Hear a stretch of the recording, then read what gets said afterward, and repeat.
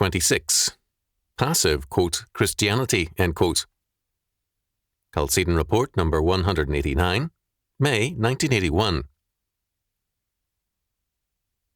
The March 1981 issue of Moody Monthly has a page of letters from church members with a very common complaint.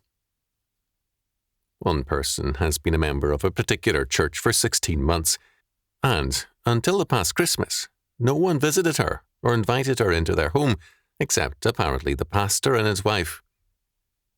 Another, a member for 6 years, feels left out because her husband does not attend with her, although people are kind to her. She feels hurt because other members go to one another's homes, and she is not asked. Another visited a new church and felt totally ignored, and so on and on. This is a familiar complaint one can hear from coast to coast, year in and year out. It is always evil, and the complainers are clearly in sin.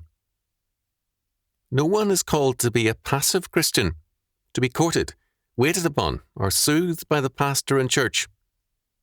Passive Christianity is a contradiction in terms.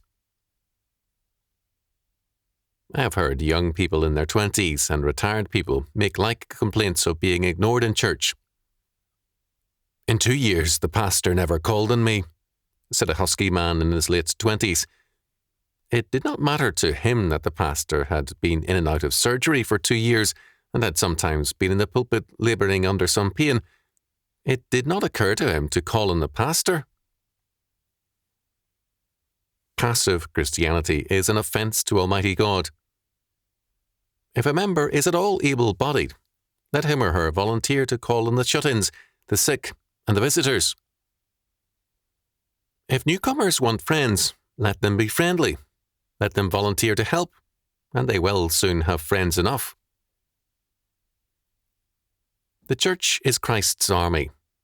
Its purpose is not to provide breakfast in bed for all members and a social lift for the unsocial, but a faith for life, preparation for battle against the powers of darkness, and a strategy of life for victory. The ineffectiveness of the modern church is partially due to this passivity. Our Lord makes it very clear that he had no use for passive church members. In fact, he sends them to hell. He demands that they visit him in the person of the stranger or alien, the naked and the needy, the sick and the persecuted and imprisoned Christian. Verily, I say unto you, inasmuch as ye have done it unto one of the least of these my brethren, ye have done it unto me. Matthew chapter 25, verse 40. Of the passive, complaining church members who want the church to wait on them, our Lord says, "And these shall go away into everlasting punishment, but the righteous into life eternal." Matthew chapter 25, verse 46. This is strong language from our Lord, but our Lord did not establish the church to be a pampering agency, but a mighty army which shall overthrow the very gates of hell. Matthew chapter 16, verse 18.